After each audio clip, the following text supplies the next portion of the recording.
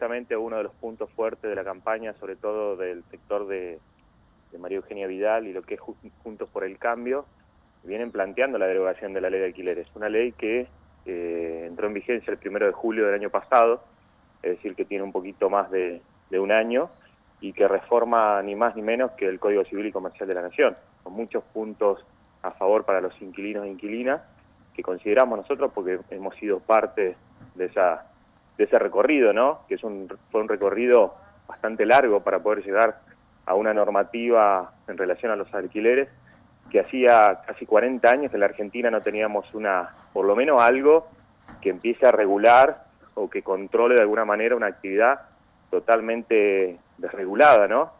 Que nadie quiere, pareciera, ¿no?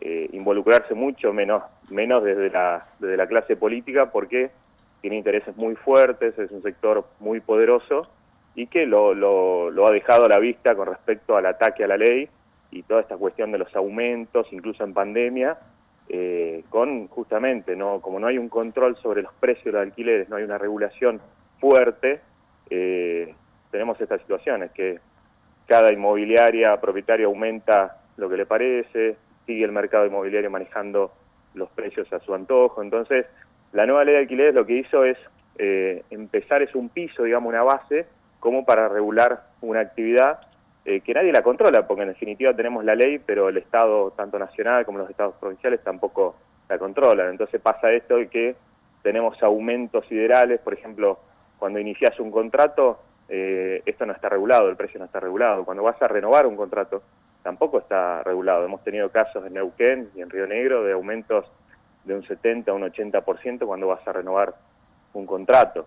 Y después hay puntos favorables que tampoco se cumplen, ¿no? Y no hay un organismo de contralor que los haga cumplir. Por ejemplo, el contrato se estiró de 2 a 3 años, con 2 ajustes anuales. La ley lo que hace es también plantear el tema de las expensas, en ordinarias, extraordinarias, plantea también la cuestión de los pagarés que son ilegales, atados a un contrato de alquiler. También hay un programa nacional de alquiler social que todavía no está reglamentado. También instrumentó el registro en AFIP, algo que no se hacía y que se sigue sin hacer, que es un mercado que está prácticamente el mayor porcentaje en negro, ¿no?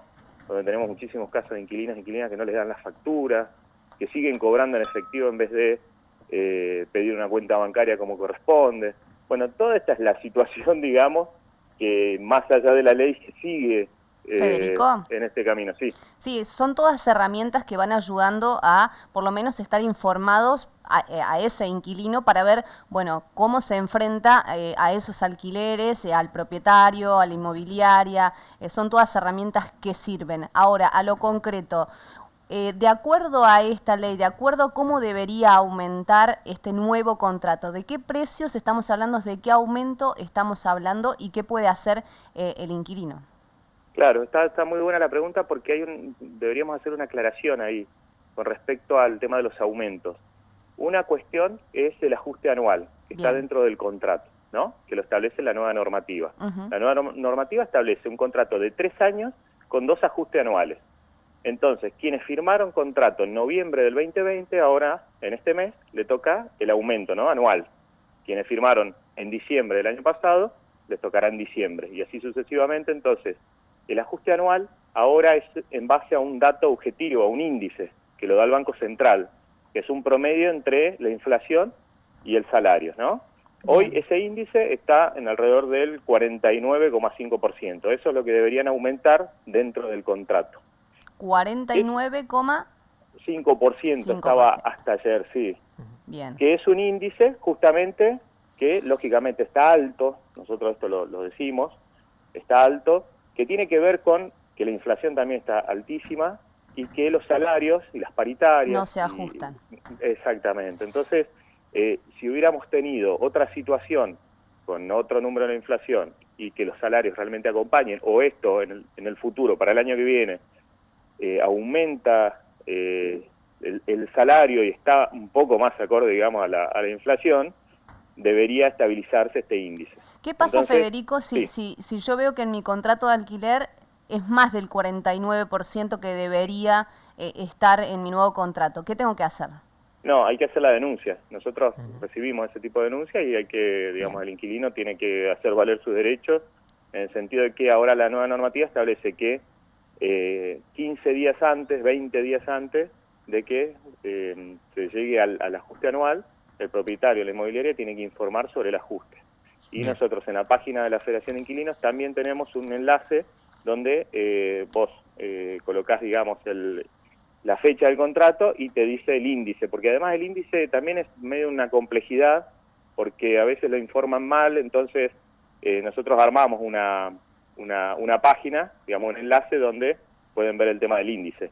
Esto es lo que se ajusta anualmente, que está dentro del contrato y que lo establece la ley de alquileres. Otra cosa son los aumentos cuando vas a renovar el contrato o cuando iniciás un nuevo contrato. Eso no está regulado.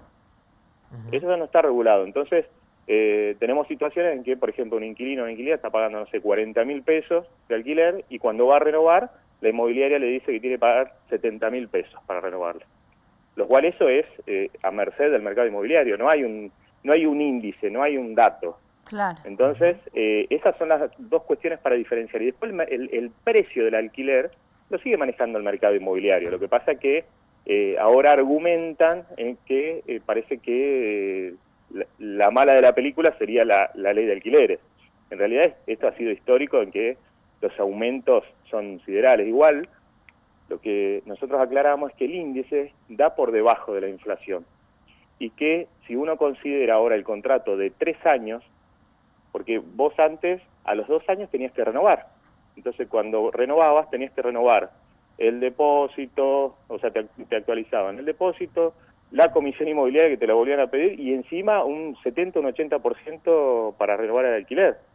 Ahora tenés el contrato a 3 años, es decir, que impacta económicamente, te da mayor estabilidad, además tenés 2 ajustes anuales, el ajuste anual está considerado en base al primer, digamos, precio que vos tenés. Vos pagás un alquiler por un precio único por un año.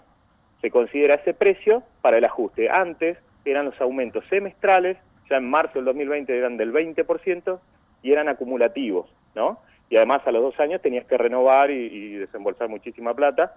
Entonces, cuando analizás el contrato extendido con el ajuste anual y demás, lógicamente que por eso este sector de Vidal y del mercado inmobiliario quieren derogar la ley porque tiene que ver con con la rentabilidad que ellos esperaban y que no la están teniendo y es un poco más baja de lo que ganaban antes. Además, siempre quisieron estar cerca de la inflación o ganarle a la inflación, ¿no? Entonces, bueno, lógicamente difícil en este país. Sí, totalmente, sí, también eso hay que decirlo, pero además tampoco hay medidas de fondo. No. La ley empieza a reglamentar un poco y encima no se cumple y no hay organismo de control, entonces es muy difícil llegar a lo que hizo Alemania, países europeos que tienen una política de acceso a la vivienda por alquiler fuerte, ¿no? Donde el Estado interviene, con viviendas propias del alquiler por parte del Estado, donde te regula un precio. Federico. Donde sí.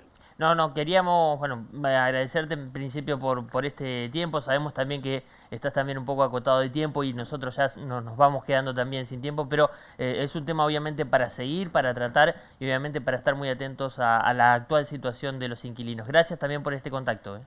Muchas gracias a ustedes como siempre. Un abrazo grande. Adiós.